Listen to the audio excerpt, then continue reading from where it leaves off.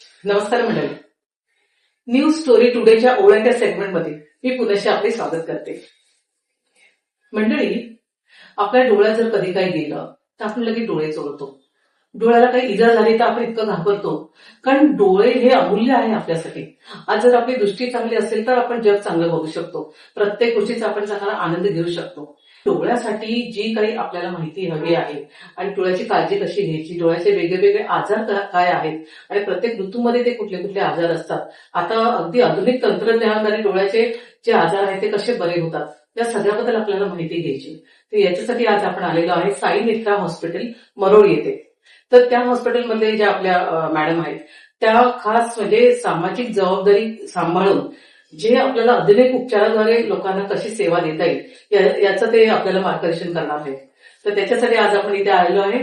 तर त्या आहेत डॉक्टर दर्शना गाडवे. नमस्कार मॅडम. नमस्कार. आज या साई दृष्टी हॉस्पिटलमध्ये ज्याला आम्ही इकडे आलो आणि मी बघितलं तर इतकं पूर्ण आधुनिक तंत्रज्ञानाने हे भरलेलं हॉस्पिटल आहे. तर त्याच्याबद्दल मला सगळी तुमच्याकडे माहिती द्यायची आहे, पण तत्पूर्वी मला खास आमच्या न्यूज स्टोरी तर्फे तुम्हाला एक छोटीशी भेट द्यायची आहे. ही आमच्या न्यूज स्टोरी तर्फे तुम्हाला एक छोटीशी भेट. Thank you so much. साई नेत्र जे नाव आहे तुमच्या हॉस्पिटलचं, तर साई नेत्र म्हटलं तर तसं बघायला तर एक सामाजिक आणि आध्यात्मिक याचा संगम. तर हे साई नेत्र हॉस्पिटलचं काय म्हणजे याची प्रेरणा तुम्हाला कुठून मिळाली या नावाची आणि कसं तुम्ही या क्षेत्राकडे वळालात? साईबाबांवर माझा दृढ विश्वास आहे. लहानपणापासून आम्ही शिर्डीला जायचो आणि साईबाबांनी माझ्या सगळ्या इच्छा पूर्ण केलेल्या आहेत. अच्छा. आणि जेव्हा मी डोळ्यांची डॉक्टर झाली तेव्हा माझ्याकडून सगळ्यांचं चांगलंच व्हावं आणि मी ज्यांना ज्यांना बरं करण्याची इच्छा ठेवते आहे त्यांना माझा चांगला गुण लागावा, ह्यासाठी मला साईबाबांची मदत हवी होती. आज सुद्धा प्रत्येक ऑपरेशन करताना पहिलं नाव मनात साईबाबांचंच येतं, आपोआप येतं आणि मला त्याच्यासाठी मुद्दाम आठवण करायला लागत नाही. असं मला वाटतं की प्रत्येक मी जेव्हा काम करताना साईबाबा असतातच माझ्या बाजूला. म्हणून मला असं वाटतं की साईबाबांच्या दृष्टिकोनाने माझ्या सगळ्या पेशंट्सची दृष्टी चांगली राहावी म्हणून साई नेत्र हे नाव मला योग्य वाटलं. खूप छान, खूप छान. पण या साई नेत्र हॉस्पिटलमध्ये कुठल्या कुठल्या आधुनिक तंत्रज्ञान आहे किंवा कुठल्या कुठल्या सेवा तुम्ही देता इकडे? तर मी आहे जनरल ऑफ्थॅल्मॉलॉजिस्ट. सायन हॉस्पिटलमधनं मी माझं शिक्षण पूर्ण केलं ऑफ्थॅल्मॉलॉजीचं. पण त्याच्यानंतर मला प्रत्येक अजून स्पेशलायझेशन असतात. म्हणजे डोळा असा हा भाग आहे की डोळ्याच्या प्रत्येक भागाला स्पेशलायझेशन आहे. म्हणजे सगळ्यात समोरचा भाग म्हणजे हा कॉर्निया. कॉर्निया स्पेशलिस्ट असतात. मग ह्याच्या मागचा भाग आयरिस आणि ह्याचा मधला म्हणजे डोळ्याचा मधला भाग त्याला युव्हिया म्हणतात. युव्हिया स्पेशलिस्ट असतात. मग कॅटरॅक्ट स्पेशलिस्ट तर सगळ्यांनाच माहिती आहे. ही लेन्स असते तर त्याच्यातली या लेन्सचे जे स्पेशलिस्ट त्यांना कॅटरॅक्ट स्पेशलिस्ट म्हणतात. हा आतला सगळा भाग आहे तो रेटिना आहे. तर रेटिनाचे स्पेशलिस्ट असतात. मग जे मसल्समुळे डोळा वाकडा होतो त्याच्यासाठी स्क्वीड स्पेशलिस्ट असतात. आणि जे नर्व आहे नर्वसाठी न्यूरो ऑफ्थॅल्मॉलॉजिस्ट असतात. आणि last but not the list हे पापण्या जे इकडे दिसत नाहीये, पापण्या ड्रुपिंग असतात, उघडत नाही व्यवस्थित वगैरे, तर त्याच्यासाठी ऑक्युलोप्लास्टिक म्हणून स्पेशलिस्ट असतात. म्हणजे नेत्रामध्ये पण अशा वेगवेगळे स्पेशलिस्ट असतात. मग या सगळ्यांचं मिळून एक आपण म्हणतो नेत्र रुग्णालय. तर अगोदरच्या काळात म्हणजे जेव्हा मी पास आउट झाले तेव्हा एवढे स्पेशलायझेशन नव्हते. पण जसे जसे मला आता 20-25 वर्ष प्रॅक्टिसमध्ये आले मी, तेव्हा मेनली रेटिना आणि अँटिरियर सेगमेंट आणि पोस्टिरियर सेगमेंट हे दोनच भाग असायचे. मग हळूहळू ते वाढत गेले आणि प्रत्येक भागाचं स्पेशलायझेशन, त्याची टेक्नॉलॉजी ऑफ ट्रीटमेंट एवढी वास्ट झाली. म्हणजे कॉर्निया स्पेशलिस्ट नंबर घालवण्याचे ऑपरेशन करतात, रेटिनाचे डायबिटीजचे रेटिना स्पेशलिस्ट ट्रीटमेंट करतात. आणि मला खास इंटरेस्ट होता ऑक्युलोप्लास्टीमध्ये. तेव्हा मी LV प्रसाद मध्ये ऍडमिशन घ्यायला पण गेले होते, पण देवाची इच्छा नव्हती. तेव्हाच माझी प्रेग्नन्सी पण झाली आणि मला ते ऑक्युलोप्लास्टी ही माझी इच्छा दाबून ठेवायला लागली. पण पुढे शिकायची इच्छा असल्यामुळे मी युकेला जाऊन ग्लोकोमाचं कोर्स केला मूर्तिड आय हॉस्पिटलमध्ये. आणि ग्लोकोमाचं जास्त ज्ञान मिळवून इकडे I could practice in a much better way.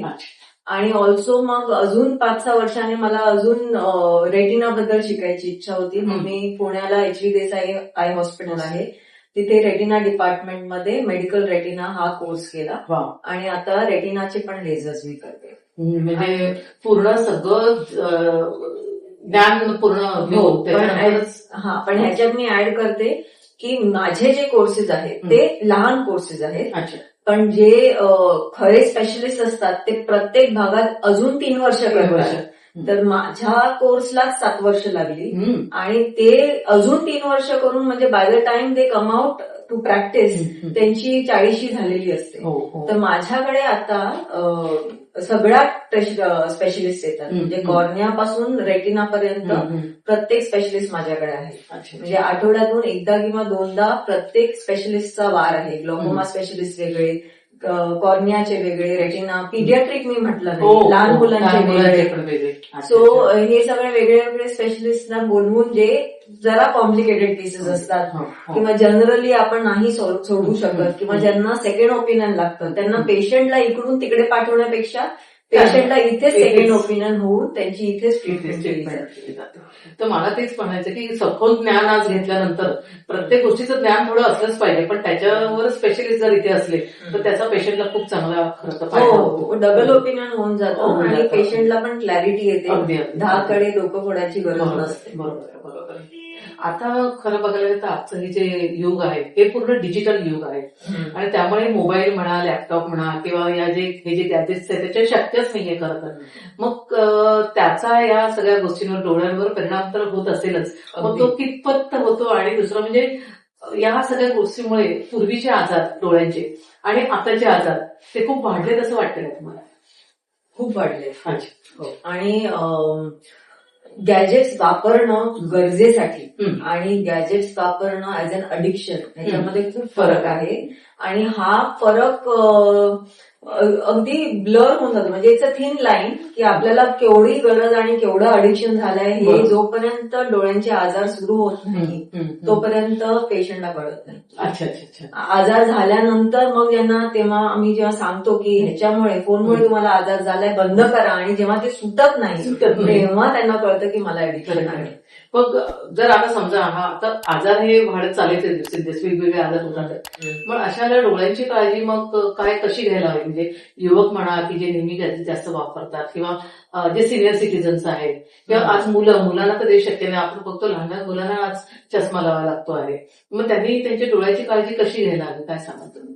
पहिलं मोस्ट इम्पॉर्टंट मी पेरेंट्सना रिक्वेस्ट करीन, 6-6 महिन्याच्या बाळांना जेवण देण्यासाठी समोर फोन लावून जेवण देतात. तिकडे पहिलं चुकतं.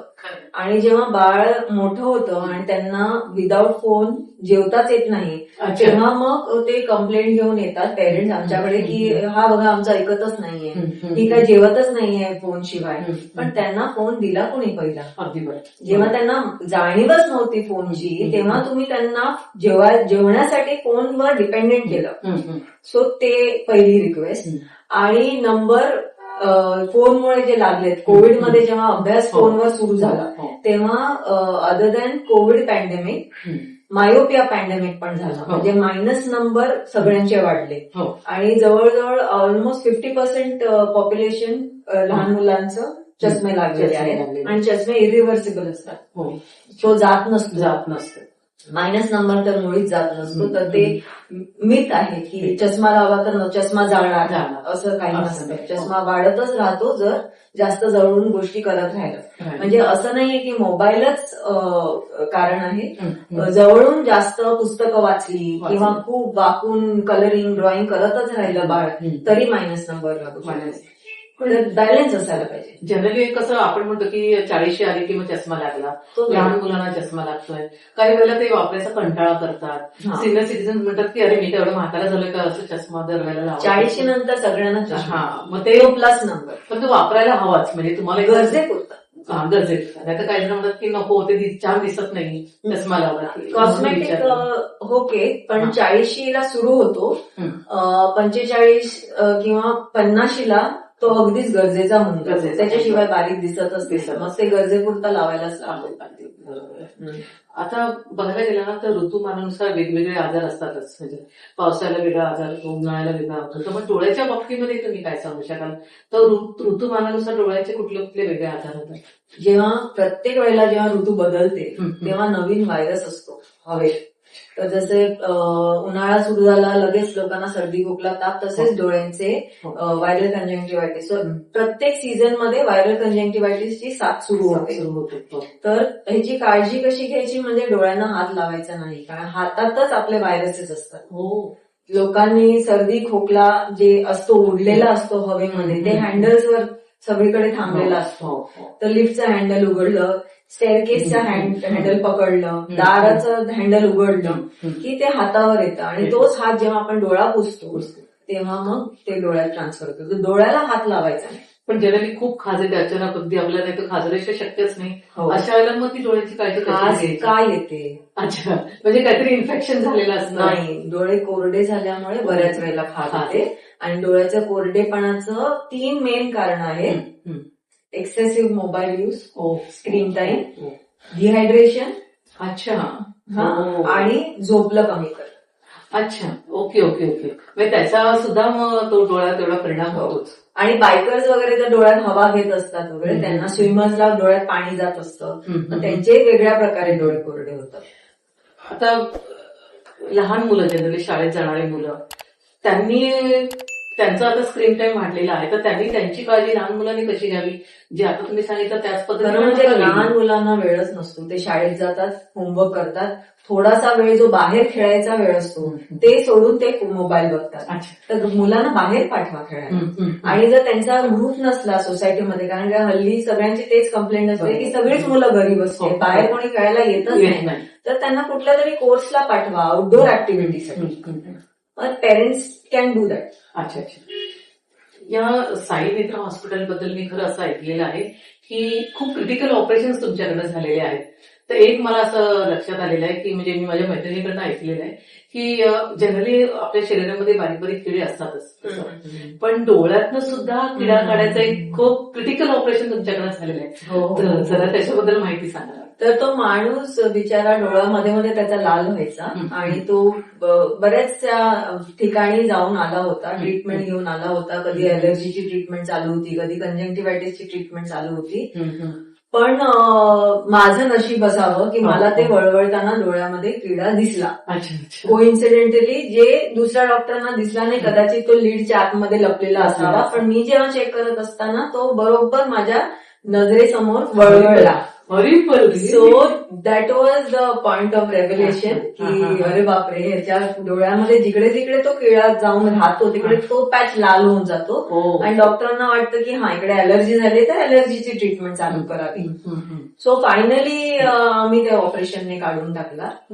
आणि त्याचा किडा तिकडे पोहोचण्याचं कारण असं की ही म्हणजे तो गावी राहायचा आणि मुंबईत येऊन कामं करायचं, परत गावी जायचा. तर टोबॅको फील्ड्स मध्ये ते किडे असतात जे पायाच्या कातडीतून चिरतात बॉडीमध्ये आणि मग ते कुठेही पोहोचू शकतात. म्हणजे they can travel through the body, through the intestine, under the skin, असं करून कुठेही पोहोचू शकतात. ब्रेन मध्ये पण पोहोचू शकतात, स्पाईन मध्ये पण पोहोचू शकतात. तर हा डोळ्यामध्ये होता. डोळ्यामध्ये. पण हे म्हणजे म्हणतो ना की प्रॉपर डायग्नोज होणं, कारण नाहीतर मग इकडे चेक करा तिकडे चेक करा आणि त्याचा तो आधार वाढत जातो. आणि तुमच्याकडे प्रॉपर डायग्नोज झाल्यामुळे आज खरं तर किडा वॉज इम्प्रेस्ड विथ मी. त्याने ठरवलं या डॉक्टर समोर मी येतो, बाकीच्या डॉक्टरांना लपतो. नाही, खरोखर म्हणजे ही इज डॅम लकी की त्याच्यामुळे असं एवढं त्याचं पटकन डोळे तरी बरे झाले. कारण डोळे नाही म्हटल्यावर आपल्याला काहीच जग बघता येणार नाही. मला आता याद्वारे मला प्रेक्षकांनो की यांचं जे स्टाफ आहे, यांचे सहकारी आहेत किंवा यांचे रिसेप्शनिस्ट आहेत,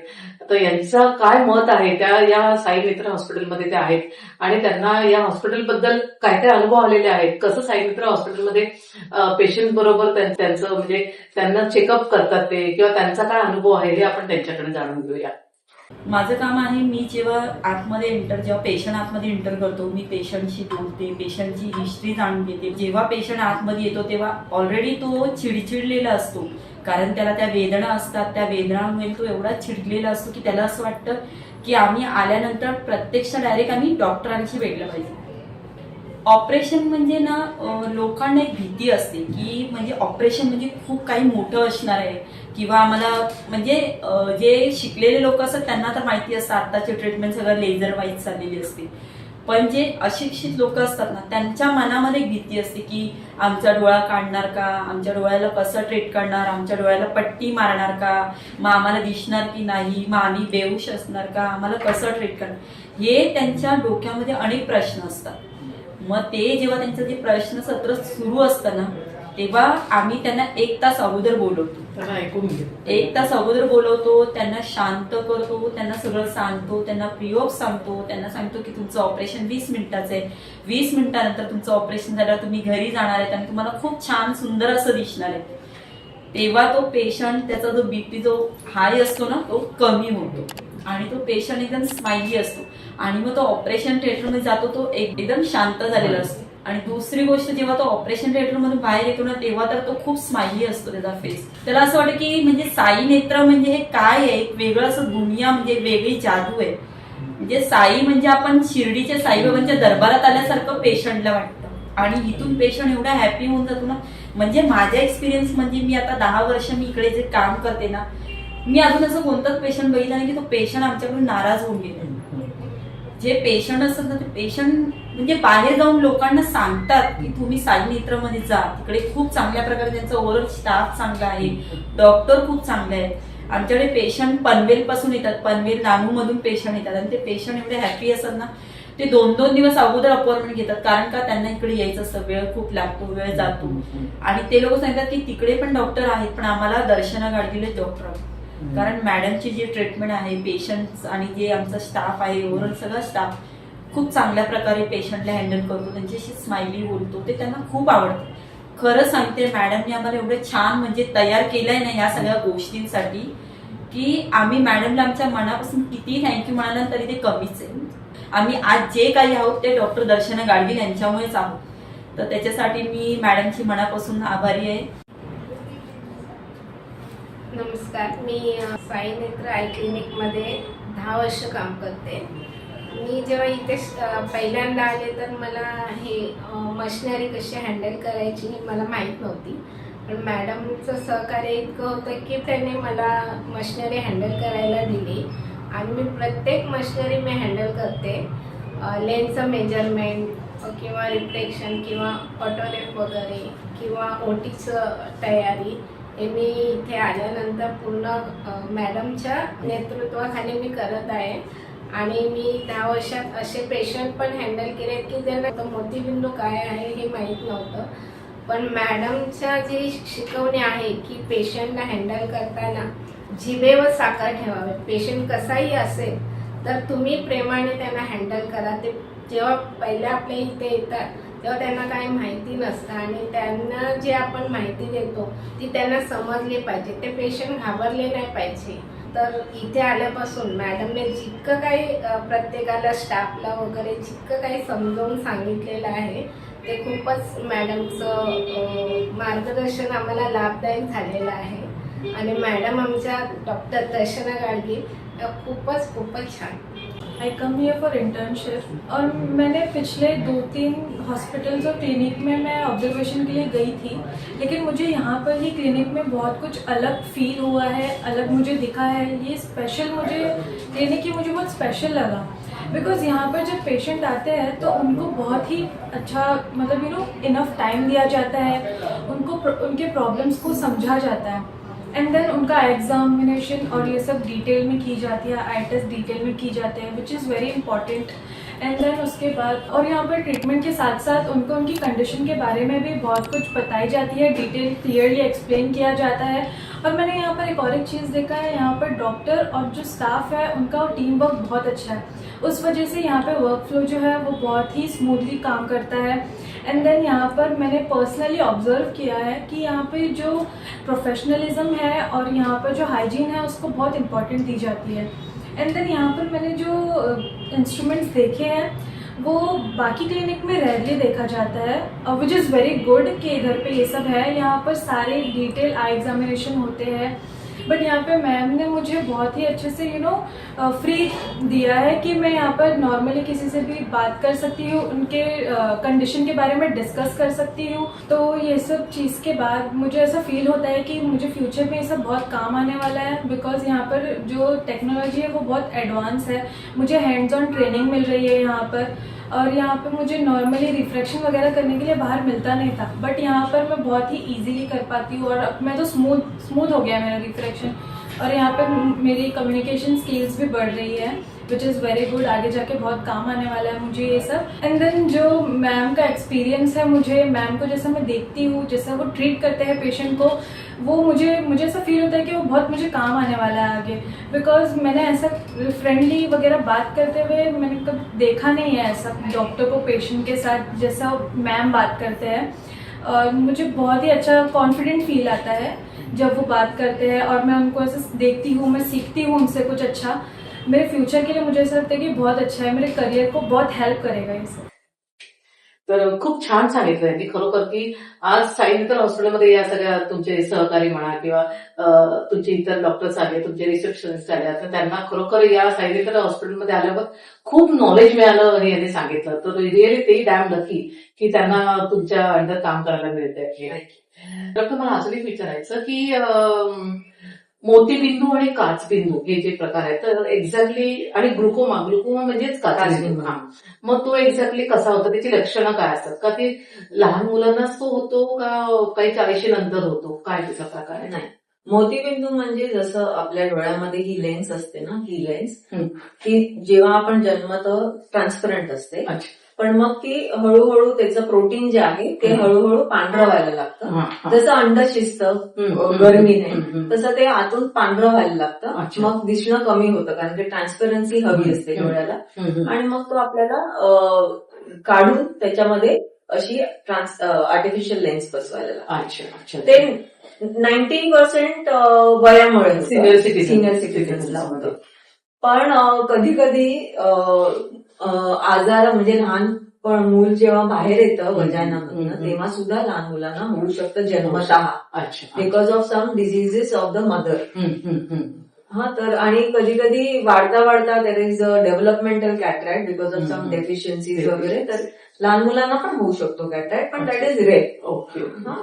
आणि काचबिंदूचा हा प्रकार आहे ना, इट इज कॉल्ड काचबिंदू, कारण की जेव्हा डोळ्याचं प्रेशर वाढायचं तेव्हा समोरचा हा जो कॉर्निया आहे ना तो जरा सेमी ट्रान्सपरंट व्हायचा आणि काचेसारखा दिसायचा, म्हणून त्याला काचबिंदू म्हणतात. त्याचा खरं बिंदू नसतो, म्हणजे पर्ल नसतो काहीच, पण हा काचेसारखा दिसायला लागायचा म्हणून त्याला काचबिंदू म्हणायचे. पण नंतर जेव्हा अजून शोध लागला तेव्हा कळलं की glaucoma is not a disease of I pressure, it is a disease of the nerve. म्हणजे कधी कधी हाय प्रेशरमुळे तर नस दबतेच, पण नॉर्मल प्रेशर मध्ये पण जर नर्व दाबली गेली तर त्यालाही ग्लॉकोमा म्हणतात. That is called normal tension glaucoma. अच्छा. मग त्याला ग्लुकोमा कंटिन्यू चालत राहतो का? तो आयुष्यभर होतो. इट कुड बी जेनेटिक, म्हणजे हेरिडिटरी होऊ शकतो. आणि कधी कधी डोळ्यांचे वेगळ्या वेगळ्या आजाराने जो ड्रेनेज सिस्टम आहे ती चोकाप होऊन जाते, आणि मग डोळ्याचं पाणी ड्रेनेज होत नसल्यामुळे डोळ्याचं प्रेशर वाढतं. तर मग ग्लॉकोमा झाला की आपल्याला खरं कळतं ऑप्टिक नर्व कडे बघून. जर ऑप्टिक नर्व खोल असली even with a normal pressure then it is glaucoma. म्हणूनच ते ग्लुकोमाच्या बाबतीमध्ये असं म्हणतात की तो सायलेंट थीफ आहे, सायलेंट आहे. त्याच्यामुळे unless it is an attack, म्हणजे ओव्हरनाईट जर खूप डोळ्याचं प्रेशर वाढलं तरच डोळा दुखतो आणि उलटी वगैरे होऊ शकते, डोकं दुखू शकतो. पण नॉर्मली ज्यांना हाय डोळ्याला सवय असते डोळ्याच्या प्रेशरची, किंवा नॉर्मल प्रेशरमध्ये तर अजिबात कळत नाही की डोळ्याचं प्रेशर वाढते आणि नस दाबली जाते, तर इट इज कम्प्लिटली सायलेंट. आंधळ झाल्यावर कळतं, पण it's too late, it is irreversible. पण मग याच्यावर मग तुम्ही सांगू शकाल की किती दिवसांनी जनरली आपलं चेकअप करावं? सो 40 नंतर डोळे चेकअप करायलाच हवे, कारण की ग्लॉकोमाचं प्रमाण 40 नंतर वाढतं. आणि जर कोणाला माहित असलं की माझ्या आई वडिलांना किंवा माझ्या रक्तातले नातेवाईक मावशी मामा काका ह्यांना कोणाला होतं ग्लॉकोमा, तर त्यांनी जेव्हा जाणीव होते तेव्हा येऊन चेक करून द्यायचं, कारण ग्लॉकोमा टीनेजर्सला पण होऊ शकतो. पण आता इतकं तंत्रज्ञान इतकं पुढे गेलेलं आहे की त्याच्यामुळे खरं बघा तरी मोतीबिंदू म्हणा की ग्लुकोमा त्याचं लवकर निदान होतं. पूर्वी असं होत नव्हतं. त्यामुळे आता या पिढीला जनरली ग्लुकोमा म्हणजे काय माहिती, आपल्या अगोदरच्या पिढीला तर ग्लुकोमा हा प्रकार आहे तसं थोडा माहिती नव्हता. मग त्या जे आधुनिक तंत्रज्ञान जे आलेलं आहे त्याचा या सगळ्या आजारावर कसा चांगला परिणाम झाला, तुमचं काय अनुभव? सो आधुनिक तंत्र म्हणजे जे आमच्याकडे मशिनरी असतात. सो ग्लॉकोमामध्ये पहिलं लक्षण जे असतं ते पेरिफरल फील्ड ऑफ विजन जातं. अच्छा. म्हणजे सेंट्रल विजन जे आहे ते शेवटला जातं, म्हणून त्याला सायलेंट थिफ ऑफ विजन म्हणतात. कारण की सेंट्रल विजन जोपर्यंत जात नाही माणसाला कळतच नाही. जर या बाजूची कुठली नजर माझी गेली आहे तर हा डोळा ते बघतोय तर मला कळणारच नाही की मला उजव्याने ह्या बाजूला दिसत नाही. म्हणून पेरिमेट्री हा तपास असतो. जेव्हा नस चेपलेली दिसते आम्हाला तेव्हा वी ऍडवाइस अ पेरिमेट्री टेस्ट. प्रत्येक डोळ्याचं फील्ड ऑफ विजन चेक केलं जातं आणि त्याच्यामध्ये काही ब्लॅक स्पॉट्स आले म्हणजे ते विजन अफेक्ट व्हायला सुरू झालेलं आहे. मग ते ऑब्झर्वेशन करायचं असतं. 6-6 महिन्याने रिपीट करून ते वाढत चाललं असलं म्हणजे नक्कीच glaucoma, because glaucoma by definition is a progressive disease. जर ते प्रोग्रेस होत नसलं तर ते ग्लॉकोमा नव्हेच. हो बरोबर आहे. तो ते प्रोग्रेशन समजण्यासाठी रिपीटेड पेरिमेट्री करणं गरजेचं आहे आणि हे लोकांपर्यंत अवेअरनेस पोहोचायलाच पाहिजे. कारण की लोक 5 वर्षापूर्वी पेरिमेट्री केली होती पण त्याच्यानंतर फॉलोअपच नाही झाला. मग त्या पेरिमेट्रीवरनं आजची काय स्थिती आहे ते कळल्याशिवाय आपल्याला ग्लॉकोमा पुढे गेला की नाही कळणारच नाही. पण जनरली आता ग्लुकोमासाठी सुद्धा काही वेळेला ड्रॉप्स देतात. ते ड्रॉप्स तुम्ही नेहमी घाला किंवा डोळ्यांना सुद्धा काही खाज येते तर तुम्ही जसं म्हणा डोळे कोरडे होतात त्याच्यामुळे तर ते पण काही ते लिक्विड नेहमी घालायला हवं. म्हणून काही वेळेला काही लोकांना लिक्विड घालायचं कसं काही लक्षात येत नाही किंवा ते लिक्विड किती घालावं असंही काही प्रमाण आहे का की एकच थेंब डोळ्यामध्ये एकच थेंबाची जागा आहे, दुसरा थेंब बाहेर पडतो. मग एकच थेंब आणि डोळा बंद करून ठेवायचा. तर आता याच्यावरनं मला अजून विचारायचं की मोतीबिंदू हा तुम्ही म्हणाल सिनियर सिटीजन त्याचा उपाय ऑपरेशनच आहे. पण बघायला गेलं तर बघा काही ठिकाणी आपण चेक केलं तर मोतीबिंदूचं इतकं कमी खर्चामध्ये होतं. काही ठिकाणी चेक केलं तर मोतीबिंदूचं ऑपरेशन खूप महाग पडतं. मग त्याला वेगवेगळे लेन्स हे मग असं काही गैरसमज आहे तसा की मल्टीफोकल लेन्स वापरा किंवा तुम्ही साधी लेन्स वापरली तरी पण मोतीबिंदूचं ऑपरेशन सक्सेस होतं, तोही आपल्याला काही प्रॉब्लेम येत नाही. तर कुठल्याही लेन्सने दिसणारच. आता फॉर एक्झाम्पल फोन आपण घेतो, नोकिया घेऊ, सॅमसंग घेऊ, करेक्ट काम आहे त्याचं फोन कॉल येणं, बरोबर. तर ते दिसण्याचं काम तर दिसणारच त्या लेन्सने. बरोबर. पण तिथे टेक्नॉलॉजी वेगळी आलेली आहे. फॉर एक्झाम्पल आता आधीचे जे असायचे त्याचं मटेरियल वेगळं असायचं, ती फोल्ड व्हायची नाही. तर त्याच्यामुळे ते अख्खी जेवढी लेन्सची साईज 6 मिलीमीटर असते तर 7 मिलीमीटर कट असायलाच पाहिजे डोळ्यामध्ये. मग त्याच्यासाठी टाके लावायला लागायचे. आता फोल्डेबल लेन्सेस येतात, इंजेक्शन मध्ये फोल्ड करून आतमध्ये ती उघडते म्हणजे 2 मिलीमीटर मधनं ती जाते. मग ते जुन्या लेन्सचं कॉस्ट आणि ह्या लेन्सचं कॉस्ट वेगळाच प्लस आता मल्टीफोकल तुम्ही म्हणाल, मल्टीफोकल मध्ये जसा आपला चष्मा असतो लांबचा जवळचा त्याच्यामध्ये वेगळा नंबर असतो, तसा मल्टीफोकल मध्ये वेगळा नंबर असतो. तर ती टेक्नॉलॉजी बनवण्यासाठी पण भरपूर पैसे खर्च झालेले असतात. बरोबर. आणि मग त्याचा जेव्हा आपण वापर करतो त्याचे इन्सर्ट करण्याची जी टेक्नॉलॉजी असते किंवा शस्त्रक्रियाची जी टेक्निक असते ती पण बदलते.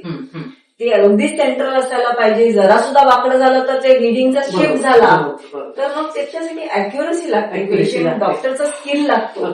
तर मग स्किलसाठी पैसे लागणारच. पण हे जरी म्हटलं तरी पण जनरली असं काय म्हणतात की तुम्ही मल्टीफोकलच लावा. नाही असं नाही. मल्टीफोकलला पण कॉन्ट्राइंडिकेशन असतात. जे लोक ड्राईव्ह करतात त्यांना नाही घालू शकत, कारण की मग त्याच्यामध्ये रिंग्स दिसणार लाईटच्या आजूबाजूला. म्हणजे तुम्हाला कुठली लेन्स लावायची आहे ते डॉक्टरच्या गायडन्स नुसारच लावा आणि ते प्रॉपर तुम्हाला सांगते की ही योग्य आहे तुम्हाला. आता जे थोडे लोक असतात त्यांच्याकडे नेहमीच ड्रायव्हर असतो आणि त्यांना चष्मा लावायचा नको असतो, लांबचं जवळचं विदाऊट ग्लासेस बघायलाच पाहिजे, तर मग त्यांना मल्टिफोकल शोभते. पण मग ते त्यांचा डोळ्याचा ऍक्सेस असतो, एक ऍक्सेस सरळच असला पाहिजे. थोड्याचे डोळे जरासे शिफ्ट झालेले असतात, वाकडे असतात, त्यांना मल्टिफोकल नाही चालत. सो कॉन्ट्राइंडिकेशन्स रूल आउट करायला पाहिजे. भरपूर मोठी लिस्ट आहे कॉन्ट्राइंडिकेशन्सची. ग्लॉकोमा पेशंटला मल्टिफोकल नाही झालं, डायबिटीज पेशंटला मल्टिफोकल नाही झालं, तर there are selected few people who are lucky to get the multifocal. आता डायबिटीजचं तुम्ही बोला, तर डायबिटीसमुळे डोळ्यावर असा खूप परिणाम होतो का? हो, अगदी होतो. डायबिटीज मध्ये डोळ्यामध्ये ब्लिडिंग होतं. त्याच्यावर मला एक आता आठवलं की आता तुम्ही ते नस बद्दल सुद्धा सांगितलं, तर मला असं मी ऐकलं होतं की डोळ्यामध्ये कधी कधी इंजेक्शन द्यायची वेळ पडते, तर ते डायबिटीज मध्ये ना नसेचा काही नसतं. ओके.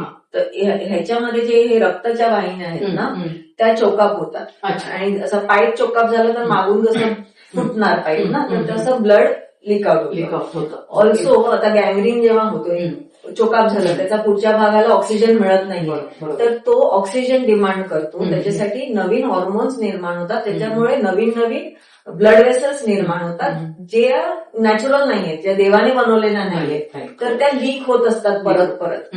तर त्या नवीन ब्लड वेसल्सना सप्रेस करायला ज्या हॉर्मोनमुळे ते आलेले आहेत, VEGF, अँटी VEGF इंजेक्शन द्यायला लागतं. तर आता अँटी VEGF देण्यासाठी आता बॉडीमध्ये तर डायबिटीज आहेच ना, मग ते हॉर्मोन परत परत रिलीज होणारच. तर मग त्या ब्लड वेसल्स ब्लॉक करण्यासाठी आपल्याला डोळ्यामध्ये इंजेक्शन द्यायला लागतं, आणि गोळ्याने तिथपर्यंत पोहोचत नाही. आणि कधी कधी दर महिन्याला एक द्यायला लागतं. पण बऱ्याच वेळेला असं रेटिनामध्ये सूज येते. सूज 3 इंजेक्शन मध्ये बसून जातात. पण ते ऑब्झर्वेशन करायला लागतं, स्कॅन करायला लागतो रेटिनाचा. रेटिनामध्ये 12 लेअर्स असतात.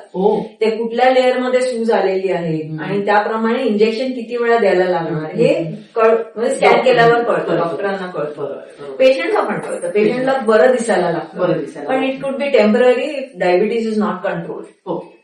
आणि even if diabetes is control 10-15 वर्ष झाली with a lot of fluctuation, आज जास्त उद्या कमी, आज लाडू खाल्ला आणि इन्शुलिनने कंट्रोल केला, पण तो लाडू खाल्ल्यावर जो स्पाइक झाला त्याच्यामुळे फ्लक्च्युएशन्स जे होतात त्याच्यामुळे पण डायबिटीज रेटिनोपॅथी. अच्छा. मग आता मोतीबिंदूचं ऑपरेशन, तुम्ही कॅटॅक्टचं ऑपरेशन बद्दल सांगितलं, तर जनरली आता कसं कॅटॅक्टचं ऑपरेशन झाल्यानंतर नवीन टेक्निक वापरले जाते, खूपच आधुनिक सगळं होत चाललेलं आहे. तर त्याच्यामध्ये काही वेळेला म्हणतात की ऑपरेशन झालं तर 2 दिवस चष्मा नाही लावायचा, बस, म्हणजे त्याने जो दिलेला असतो काळा गॉगल लावला बस इनफ आहे. काही जण म्हणतात किचनमध्ये जायचं नाही, किचन गॅसच्या समोर उभं राहायचं नाही. काही जण म्हणतात की 8 दिवस तुम्ही काही करायचं नाही. आमच्या डॉक्टरने हे सांगितलं. तर depend upon patient to patient. Surgery किती वेळ चालते, सर्जरी किती कॉम्प्लिकेटेड होती त्याच्यावर ना ते ठरतं. पण जनरली जे आता आजच्या काळात जे ड्रॉप्स मध्ये विदाऊट इंजेक्शन जे ऑपरेशन होतात, ते 2 मिलीमीटरच्या जखमा असतात, ते 2 किंवा 3 दिवसात भरून जातात. पण 2-3 दिवसानंतर चष्मा घरामध्ये नाही वापरला तर चालेल, बाहेर जाताना वापरावा, म्हणजे डोळ्याला हवा पाणी लागू शकतं. So for protection you can use. पण नवीन टेक्निक द्वारे आता जनरली ऑपरेशनला पूर्वी इंजेक्शनच द्यायचे हाताला, त्याच्यानंतर मग डोळ्याला injection. That is expertise of the doctor. Expertise. आणि मग आता तर नुसतं म्हणजे क्लोरोफॉर्म असं डोळ्यावर काही ठेवलं की ते आपण तो बदल होतो आणि ऑपरेशन. क्लोरोफॉर्म ड्रॉप्सच असतात, एनेस्थीसियाचे ड्रॉप्स असतात, त्या ड्रॉप्स मध्ये ऑपरेशन होतं. मग ते लक्षातही येत नाही खरं की कधी ऑपरेशन नाही काय. म्हणजे त्यामुळे म्हणजे किती तंत्रज्ञान किती पुढे गेलेलं आहे, त्याच्यामुळे फार त्याचा चांगला परिणाम लोकांना मिळतो. पण तो लोकांना समजायला पाहिजे की इथपर्यंत पोहोचण्यासाठी डॉक्टरांना जे मशिनरी इन्व्हेस्ट करायला लागतात त्याच्यासाठी खर्च असतो. आणि ते चॅरिटेबल हॉस्पिटलमध्ये स्वस्तात हेच शस्त्रक्रिया केली जाते, त्यांना डोनेशन मिळालेले असतात. तर प्रायव्हेटमध्ये चॅरिटेबल रेट शक्य नाहीये, कारण ते हे मशिनरी आणण्यासाठी, त्याचं मेंटेनन्स करण्यासाठी, आणि बेस्ट ऑफ बेस्ट आता मारुती कार पण आपण देऊ शकतो ड्रायव्हिंगला आणि मर्सिडीज पण देऊ शकतो, पण जो मर्सिडीज देतोय त्याचा खर्च नाही का सांभाळायला पाहिजे, आणि मग त्याला अपग्रेड आणि मेंटेनन्स करण्यासाठी पण AMC लागते ना. बरोबर. तर त्याचा सगळा खर्च समजून घ्यायला पाहिजे. समजून पण घ्या. एकाच शस्त्रक्रियासाठी एकाच लेन्ससाठी का वेगळे वेगळे, कारण की आतली मशिनरी त्याची लेवल काय आहे ते समजून घ्यायला पाहिजे. प्लस डॉक्टरचा एक्सपिरियन्स, नवीन डॉक्टर आणि 10 वर्ष 15 वर्ष 20 वर्ष हो प्रॅक्टिस केलेले डॉक्टर 5,000चं ऑपरेशन कसं करणार? अगदी अगदी अगदी खरं कारण की त्यांच्याकडे गर्दी वाढलेली गर्दी असते, वाढलेली. त्यांच्याकडून अपेक्षा वाढलेली असते, अपेक्षा. त्यांची डिमांड वाढलेली असते. मग त्यांचं जसं लॉयरची फीज वाढली फीज वाढली. वयाप्रमाणे आणि एक्सपिरियन्स प्रमाणे तशी डॉक्टरची फीज वाढणार. वाढणार. बरोबर. मग तो व्हॅरी असतं प्रत्येक हॉस्पिटल आणि डॉक्टरच्या एक्सपिरियन्स. हो हो हो हो. तर बघायला गेलं ना तर आता ही जे तुम्ही चॅरिटी बद्दल बोललात मला, तर चॅरिटीवरून मला असं वाटलं की या हॉस्पिटलमध्ये आपल्या साईनेतर हॉस्पिटलमध्ये CGHS म्हणा किंवा स्टेट गव्हर्नमेंटच्या ECS अशा काही फॅसिलिटीज काही आहेत का की कॅशलेस नाही कॅशलेस नाही? पण मी चॅरिटेबल फाउंडेशन KRS फाउंडेशन चालवते. तुम्ही हो, आणि जिकडे आम्ही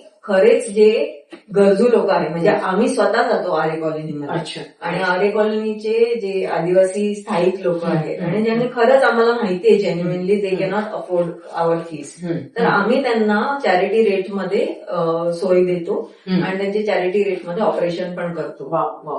आणि मागच्या वर्षी जानेवारीमध्ये 2025 आम्ही 50 फुकट कॅटरॅक्ट सर्जरीज केल्या. वाव. म्हणजे हे तर आहे, म्हणजे हॉस्पिटल चालवणं तर मुख्यतः आहे, प्रॉपर डायग्नोज होणं महत्वाचं, पण याच्याबरोबर तुम्ही सामाजिक भान ठेवून तुम्ही चॅरिटी सुद्धा हे होते. म्हणजे शेवटी या सगळ्या गोष्टी महत्वाच्या, हे आपण नेहमीच करत आलोय, पण आपल्याद्वारे कुठेतरी समाजाचं भलं होणं, सामाजिक बांधिलकी जपणं हे सुद्धा तुम्ही करताय. आणि माझ्याकडे पेशंट नशीब चांगलं आहे माझं की पेशंट पण असे येतात जे स्वतःच्या ट्रीटमेंटवर खुश होऊन त्यांना अजून 4 लोकांसाठी माझ्या हस्ते ऑपरेशन करून घेण्यासाठी स्वतःहून मला म्हणतात की आम्ही डोनेशन देऊ, तुम्ही त्यांचं ऑपरेशन करा. अगदी अगदी. सो त्याच्यामुळे ह्या चांगल्या लोकांमुळे ऑल्दो माझ्याकडे गव्हर्नमेंट फंडिंग नाहीये, पण मला माझ्या पेशंट्सच्या थ्रू खूप माझ्या दुसऱ्या गरीब पेशंटची मदत करता येते. नाही, खरोखर. कारण कसं होतं की एकदा त्यांना चांगला एक्सपिरियन्स मिळाला, त्यांना अनुभव चांगला आलेला असला, त्याच्यामुळे साहजिक त्यांना असं वाटतं की नाही, या डॉक्टरचा हात चांगला आहे, काही प्रॉब्लेम येते पटकन आपण बरे होतो आणि डोळ्यांचा आजार जो काही होतो त्यांना तो पटकन क्युअर होतो. तर साहजिक आता मला वाटतं काही वेळेला कुठेतरी पेन्सिल सुद्धा लहान मुलांनी एखाद्या डोळ्यात घातली होती, तर ते सुद्धा म्हणजे ते पण असं हॉरिबल. लहान मुलं आजकाल अजिबात ऐकत नाही आणि मग त्याचे नाही, तो चांगला मुलगा होता, त्याचा तो होमवर्क करत होता आणि त्याच्या पॅन्टला असं धागा सुटला होता, तर त्याला असंच वाटलं की ती पेन्सिल घालावी त्याच्यात आणि तो धागा तोडून टाकावा. तर त्याने जो तोडला तो डायरेक्ट त्याच्या डोळ्यामध्ये गेला आणि अगदी गेला, तो अगदी खोल गेला आणि पूर्ण आतपर्यंत गेला, म्हणजे रेटिनापर्यंत टच झाला. म्हणजे इथून तो गेला, इथे लेन्स फोडली, लेन्स फोडून इथपर्यंत आला. माय गुडनेस. आणि जेव्हा तो त्याला कळलं काहीतरी झालंय का, त्या डोळ्यातलं सगळं पाणी गळलं बाहेर आणि त्याची आई किचन मध्ये काहीतरी करत होती आणि आईला वाटलं हा होमवर्क करतो बिचारा. मग ते धावत पळत आले, कोणीतरी इथलं रेफरन्स दिलं की तुम्ही इथे या म्हणून, आणि आम्ही बघितलं तेव्हा आम्हाला वाटलं बाप रे, आता हा डोळा कसा वाचवावा. पण मग आम्ही सुरू केलं ऑपरेशन, जवळजवळ 5 तास त्याचं ऑपरेशन चाललं आणि आज त्याला 4-4.5 आठवडे झाले, कालच आला होता आणि he is reading the last line. चष्म्याने पण तो क्युअर झाला म्हणून म्हटलं प्रॉपर डायग्नोस आणि विश्वास डॉक्टरांवरचा हे फार महत्वाचं आहे. आणि मी एकटीने नाही केलं हे ऑपरेशन, माझ्याबरोबर फिजियाट्रिक ऑफ्थॅल्मॉलॉजिस्ट होत्या, आम्ही दोघींनी पहिलं ऑपरेशन केलं आणि मग त्याच्यानंतर सेकंड ऑपरेशन झालं ते रेटिनाचं, जे आतमध्ये सगळं रक्त भरलं होतं रेटिना डोळ्याच्या आतमध्ये, मग ते रक्त काढून रेटिनाला सेटल करण्याचं काम रेटिना स्पेशलिस्ट आहे डॉक्टर सिद्धेश बापट आणि फिजियाट्रिक डॉक्टर प्रियंका. आणि ही तुमची टीमच खरोखर इतकी चांगली आहे की त्याच्यामुळे सगळे धावत पळत आले, सगळ्यांनी माझी मदत केली. तर आता बघायला गेलं तर कॅन्सर खूप दिवसेंदिवस सगळीकडे पसरत चाललाय, सगळ्यांना कोणाकोणाला वेगळे वेगळे कॅन्सर होतात. मग डोळ्यांचा पण कॅन्सर होतो का, त्याची लक्षणं काय असतात? तो लहान मुलांमध्ये डोळ्यांचा कॅन्सर जेव्हा होतो, ऑफकोर्स लहान मुलांमध्ये त्यांना बघता येत नाही, आपल्याला कळत नाही, पण त्यांचा डोळा वाकडा व्हायला लागतो किंवा त्यांच्या बुबळाच्या मधून असं व्हाईट रिफ्लेक्शन येत असतं, तर त्याला रेटिनोब्लास्टोमा म्हणतात. तर त्याला लगेचच ट्रीटमेंट दिली. आधी तर अगोदरच्या काळी काढूनच टाकायचे डोळे, पण हल्लीच्या काळात there is treatment, chemo nano पार्टिकल्सने ट्रीटमेंट देऊन त्याला बसवलं पण जातं, डोळे वाचतात पण. पण टाइमली डायग्नोसिस हवे. हो. आणि अडल्ट्समध्ये होतात. अडल्ट्समध्ये वेगळ्या वेगळ्या डोळ्याच्या प्रत्येक भागाचा कॅन्सर कॅन्सर होतो. होतो. अच्छा. म्हणजे या वरच्या ह्याला कातडीला हा. कंजंक्टिव्हा म्हणतात. अच्छा. त्याच्यावरती होतो. कॉर्नियावरती पण जाड असा लेअर येऊ शकतो. आतमधल्या आयरिस, कोरॉइड सगळ्या कुठेही कॅन्सर होऊ शकतो. म्हणजे पण तो डोळ्यांचा कॅन्सर क्युअर होऊ शकतो जर तुम्ही वेळेत आलं तर. नाही जर उशीर झाला म्हणजे सरफेस अशी गाठ अशी नसते, असं सरफेसवरती जाड जाड कधी कधी असतं किंवा डोळा लाली कमीच होत नसते. पण ते वेळेवर डायग्नोज झालं तरच ते बरं होतं. आजची मुलं किंवा आजचे युवक हे खूप डिजिटल युग असल्यामुळे मग त्यांचं फास्ट लाईफ, तर या सगळ्या ह्याच्यामध्ये तुम्ही आजच्या युवकांना किंवा आजच्या या पिढीला काय असं तुम्ही संदेश देऊ इच्छिता की त्यांनी कशी त्यांची काळजी घेतली पाहिजे की जेणेकरून त्या पद्धतीने त्या आपल्या आई वडिलांची पण काळजी घेतली? पहिलं तर सगळ्यांनी छान झोपावं. अच्छा. कारण की हल्ली लहान मुलं किंवा टीनेजर्स ते रात्र रात्र फक्त ते स्क्रीन बघत असतात आणि सगळ्यांची झोप कमी झालेली आहे. त्याच्यामुळे त्यांची प्रोडक्टिव्हिटी दुसऱ्या दिवशी कमी होते आणि त्याच्यामुळे डोळ्यांचे आजार, नंबर म्हणा जे काय आहे ते त्याच्यावर परिणाम होतो. त्या युवकांना मोबाईलमुळे मानसिक पण प्रॉब्लेम्स होतात. डोळ्याचा एक भाग झाला पण मन लागत नाही, अभ्यासात मन लागत नाही किंवा त्यांच्या ज्या ऑफिसमध्ये टार्गेट्स असतात त्याच्यावरती लक्ष लागत नाही कारण की माइंड इज सो ऑक्युपाईड. तर स्क्रीन म्हणजे हे जे एंटरटेनमेंट स्क्रीनचा भाग आहे ना तो कमी करावा. कामाचा भाग तर करायलाच पाहिजे, त्याला काही पर्याय नाहीये. पण कामासाठी जर तुम्ही स्क्रीन वापरत असाल तर एंटरटेनमेंटसाठी स्मॉल स्क्रीन तरी वापरू नका. अच्छा. टीव्ही बघितलं तर चालतो कारण तो तर लांब असतो, पण जवळ घेऊन ते युव्ही रेडिएशन डोळ्यावर घेऊ नका. आणि काही जण असं रात्री झोपताना असं मोबाईल बघत राहतात आणि ऑटोमॅटिक झोपतात. खूपच ते पण योग्य नाहीये. लाईट जे असते आपल्याला जसं आपलं घडण आहे, अंधारामध्ये मेलॅटोनिन नावाचा एक हॉर्मोन सिक्रेट होतो. त्याच्याने आपल्याला झोप लागते. जेव्हा आपल्याकडे इलेक्ट्रिसिटी नसायची, जंगलात राहायचो, तेव्हा सूर्यास्त झाला की 1-1.5 तासात सगळी माणसं, जनावर सगळे झोपतात कारण की मेलॅटोनिन रिलीज होतं अंधारात. पण आपण आता अंधार करतच नाही. 12 वाजेपर्यंत ट्यूबलाईट चालू असतात आणि सगळे घरचे लाईट बंद झाले की मोबाईलचा लाईट चालू होतं. मग झोपायचं हॉर्मोन रिलीज तरी कधी होणार? त्यामुळे तुम्ही कंपल्सरी सगळं बाजूला ठेवायचे गॅजेट्स. संध्याकाळच्या लाईट्स येलो करून टाकायच्या, व्हाईट लाईट नसायला पाहिजे. म्हणजे सूर्यास्ताची लाईट असते ना आणि सूर्योदयाची लाईट व्हाईट असते आणि सूर्यास्ताची पिवळी असते. तर पिवळी लाईट ठेवावी संध्याकाळी. आणि युव्ही रेडिएशन जे फोन मधून येतं ते that is blue light again सूर्योदयाची. तर मग रात्री झोपायच्या अगोदर 2 तास फोन बघायचा नाही. डोळ्यांचे काही व्यायाम असतात, थोडे एक्सरसाइज करायला पाहिजे असतात, तर ते जनरली किती मिनिटाचे करावे किंवा कुठले कुठले असतात काय म्हणजे असं काही वेगळं? सो डोळ्याला व्यायाम म्हणजे मसल्सचं स्ट्रेंथनिंग. ओके. तर मसल्स 2 प्रकारचे असतात डोळ्यामध्ये. बाहेरचे मसल्स असतात जे ती डोळ्याची मुवमेंट कंट्रोल करतात आणि आतले मसल्स असतात हे वाले पिंकवाले, ते डोळ्याचं फोकसिंग कंट्रोल करतात. तर एक्स्ट्रा ऑक्युलर मसल्सचे एक्सरसाइज आहे plus sign, cross sign, clockwise, anti clockwise. तर हे झाले आपले एक्स्ट्रा ऑक्युलर मसल्स. आणि इंट्रा ऑक्युलर मसल्स जी एक्सरसाइज असते त्याच्यासाठी आपलं बोट जवळ घ्यायचं फोकसिंगसाठी आणि लांब बघून अगदी लांब बघायचं. म्हणजे ते पूर्वी म्हणजे आता काही काही जण करतात ते दिवा लावणं आणि त्या दिव्याकडे फक्त बघत राहणं, ती पण एक चांगली एक्सरसाइज. दिवा काही असू द्या पण ते आत बाहेर करणं गरजेचं आहे. आता सगळ्यांना इतकी माहिती मिळते गुगलवर, फक्त तुम्ही काही तुम्हाला जे पाहिजे ते टाका, प्रश्न टाका, बोलून गुगलवर खूप माहिती मिळते. मग ती माहिती योग्य आहे का? म्हणजे आजकाल इतकं ज्ञान त्या गुगलवर आहे की सगळेजण त्याच्यातनं घेतात. ज्ञान आहे चांगलं, त्याच्याबद्दल वाद नाही, ते तेवढ्या पुरतं, पण कितपत योग्य? मग त्यांच्याबद्दल काय सांगाल तुम्ही? It's a double aged sword. म्हणजे तुम्हाला इन्फॉर्मेशन मिळते पण तेवढीच भीती पण वाटते.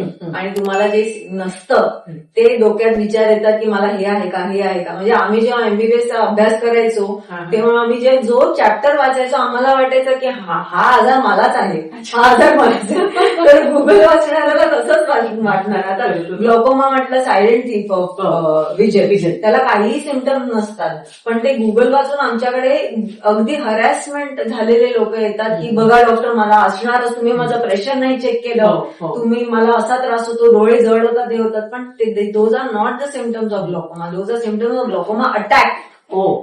मग ते अटॅकच तुम्हाला आलाय असं तुम्ही गृहीत धरून अगदी घाबरून येतात. बरोबर. सो इन्फॉर्मेशन ओके, पण take it with a pinch of salt.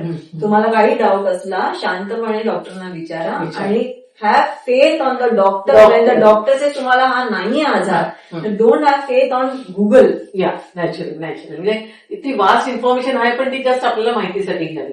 डॉक्टरांकडे तुम्ही जा, तुम्हाला जे काय तुमच्या शंकेचं निरीक्षण करायचं असेल तर ते डॉक्टरकडनं करू शकता.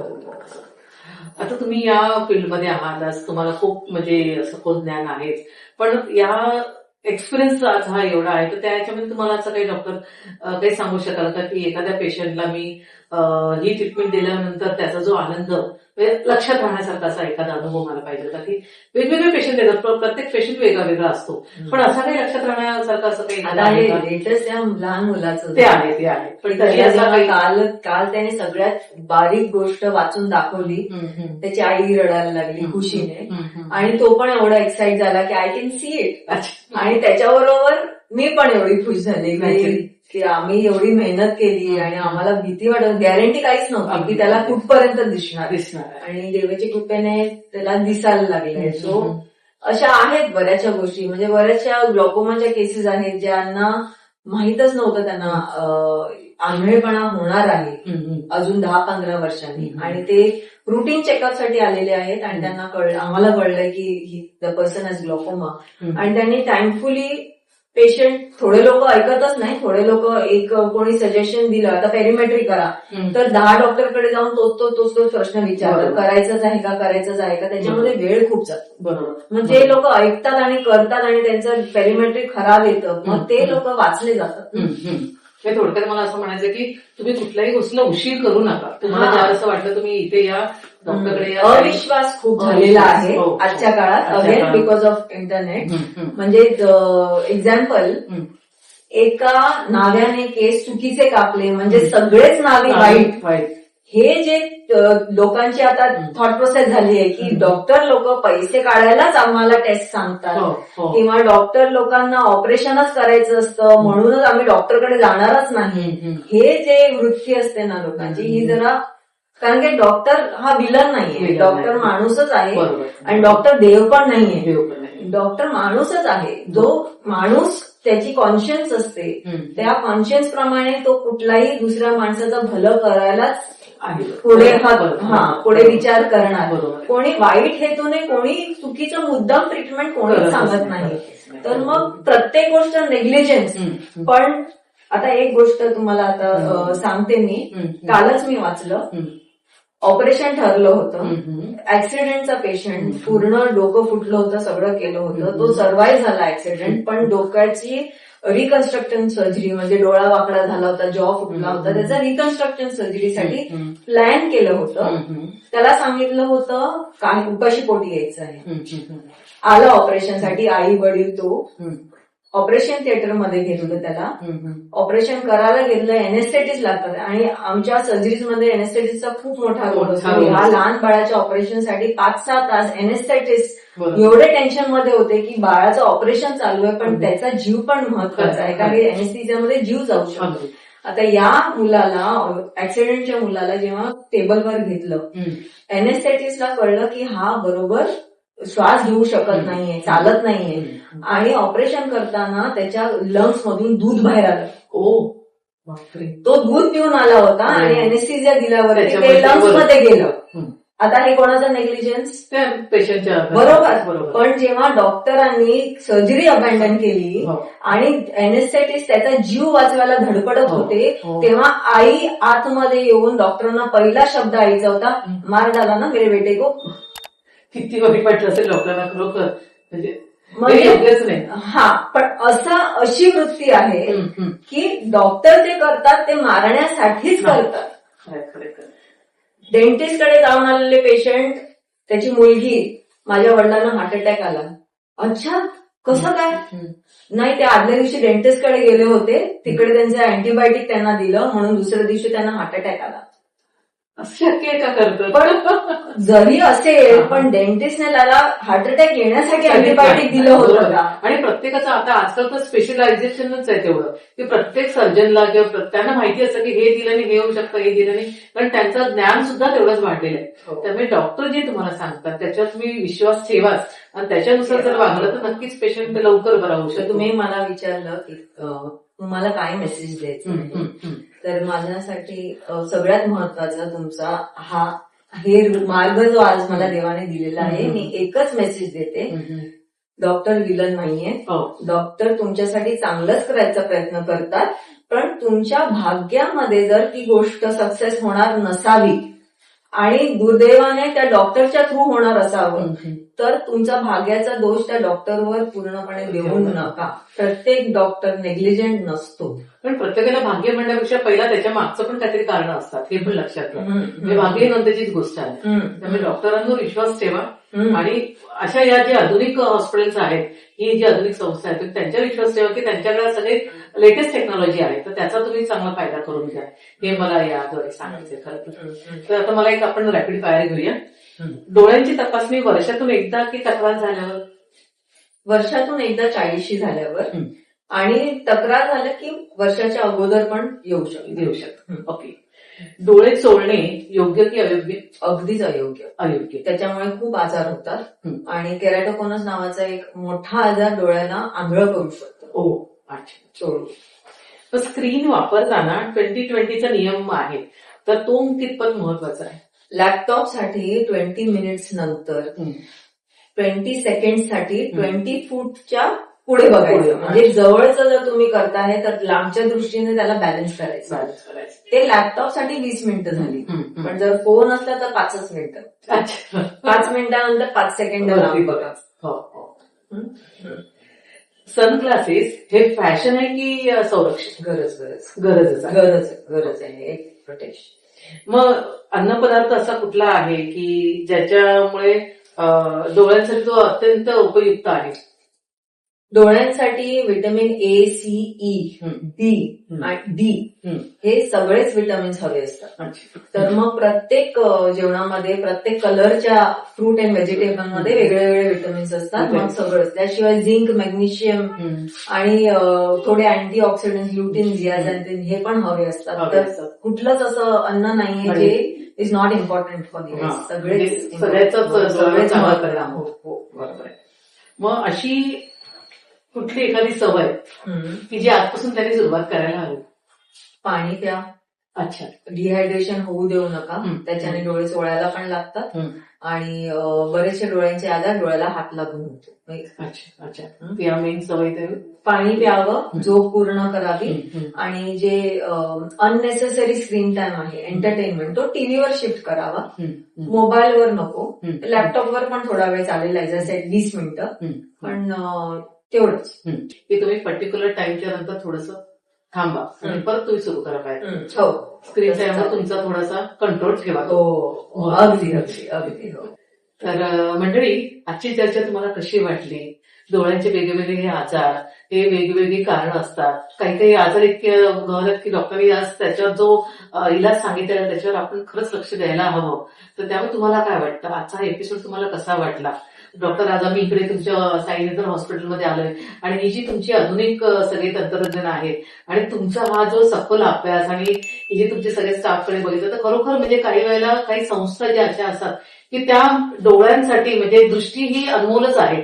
जर दृष्टी चांगली असेल तर आपण जग चांगलं बघू शकतो. आणि या दृष्टीसाठी तुम्ही जे नेत्रसेवा सगळ्यांना देताय, अगदी सामान्य लोकांपर्यंत जी, तर खरोखर हे फार मोठं कार्य खरं. साई नेत्र आहे म्हणजे एक अध्यात्म आणि आधुनिक असं दोघांचं संगम. तर मंडळी, हे जे हॉस्पिटलमध्ये आज मी आलेली यांनी जी आपल्याला सगळी डिटेल माहिती दिली, त्यामुळे मागचा जो आपला विषय होता की दृष्टीची आपण काळजी घ्या, तर हे नक्की या मॅडमनी आपल्याला सगळी माहिती देऊन पूर्ण केलेलं आहे.